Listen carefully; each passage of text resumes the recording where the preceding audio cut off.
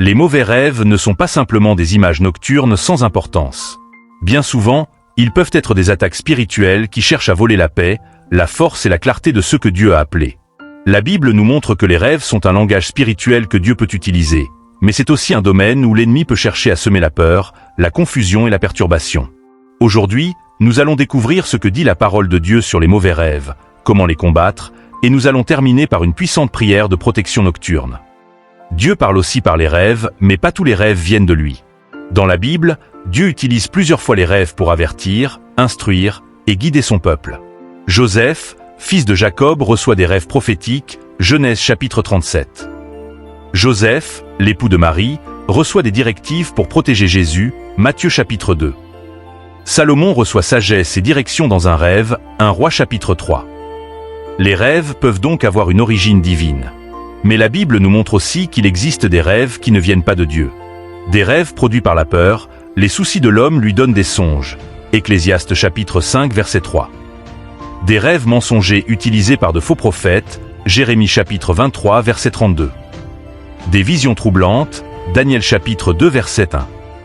Cela veut dire que certains rêves viennent de Dieu, mais d'autres viennent de l'âme, ou même de l'ennemi. C'est pour cela que les chrétiens doivent être équipés et éveillés. Pourquoi les mauvais rêves existent? Les 4 sources selon la Bible. Les premières sources: l'angoisse, le stress ou les traumatismes. La Bible dit que les soucis donnent des songes, Ecclésiaste chapitre 5 verset 3. Parfois nos rêves sont simplement le reflet de nos pensées accumulées. La deuxième source: les attaques spirituelles. Dans Job chapitre 7 verset 14, Job dit: Tu m'effraies par des songes, tu m'épouvantes par des visions nocturnes. Cela montre que l'ennemi peut attaquer la nuit pour créer la peur ou la confusion. La troisième source: l'environnement spirituel. Dieu répète dans sa parole qu'on doit fuir les influences occultes, la sorcellerie, les idoles, les films spirituellement impurs. Tout ce que nous laissons entrer peut ouvrir une porte. Éphésiens chapitre 4 verset 27. La dernière source: les avertissements de Dieu. Certains rêves sont des alertes du Saint-Esprit. Même s'ils font peur, ils ne viennent pas pour détruire, mais pour prévenir. Comment reconnaître un mauvais rêve? Un rêve n'est pas forcément mauvais simplement parce qu'il est étrange. La Bible nous donne des repères.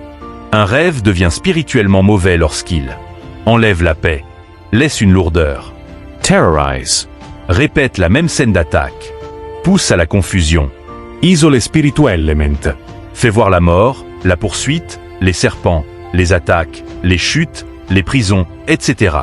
Et surtout quand il va à l'encontre de la parole de Dieu, en semant la peur au lieu de la foi.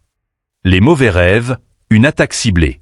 Le diable cherche à voler ton sommeil, voler ta paix, épuiser ton esprit, créer la peur, attaquer ton appel, semer la condamnation. Mais Dieu t'a donné des armes spirituelles puissantes pour reprendre autorité. La nuit appartient à Dieu, pas à l'ennemi. Comment se protéger avant de dormir? Les clés bibliques. La première clé: la prière quotidienne. David Desait. Je me couche et je m'endors en paix, car toi seul, Éternel, tu me fais reposer en sécurité. Psaume chapitre 4 verset, émoticône, n'en croyant pas ses yeux. Avant de dormir, parle à Dieu. Dépose tes soucis, demande sa paix, sa présence. La deuxième clé: lire un verset ou écouter un psaume.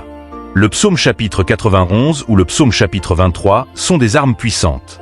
La troisième clé: fermer les portes spirituelles. Renonce au péché et aux influences mauvaises. Demande à Dieu de purifier ton esprit, ta maison, ta nuit. La quatrième clé: invoquer le sang de Jésus. L'Apocalypse chapitre 12, verset 11 dit que nous vainquons par le sang de l'agneau. Couvre ta nuit du sang de Christ. La dernière clé: parler à ta nuit avec autorité. Proverbe chapitre 18 verset 21. La vie et la mort sont au pouvoir de la langue. Tu peux déclarer: Je déclare la paix de Dieu sur ma nuit. Aucun mauvais rêve ne m'atteindra. La prière la plus puissante contre les mauvais rêves. Maintenant, préparons-nous pour la prière.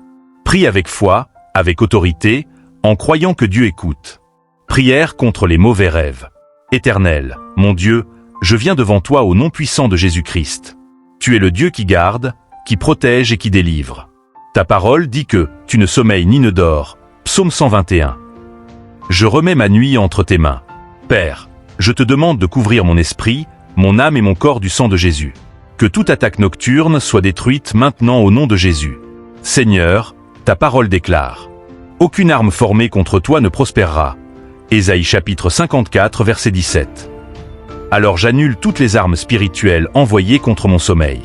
J'annule les mauvais rêves, les cauchemars, les visions de peur, les rêves démoniaques, les poursuites, les oppressions, les attaques, les esprits impurs. Que tout esprit de terreur soit lié et chassé maintenant au nom de Jésus-Christ. Saint-Esprit, remplis ma chambre de ta paix.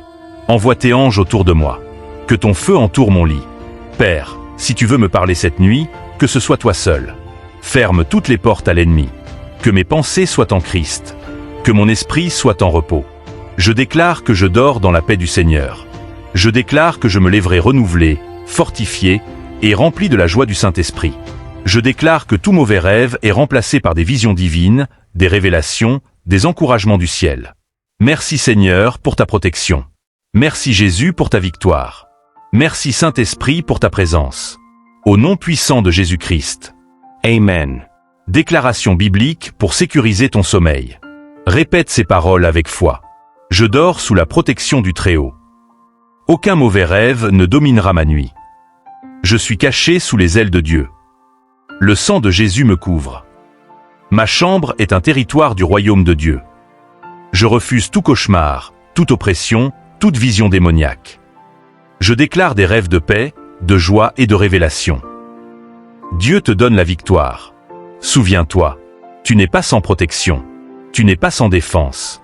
Tu n'es pas seul dans la nuit. Dieu veille sur toi. Les anges de Dieu sont envoyés pour te garder. Le sang de Jésus te protège. Et tout ce que l'ennemi voulait utiliser pour te troubler, Dieu peut le transformer en témoignage. Tu es plus que vainqueur.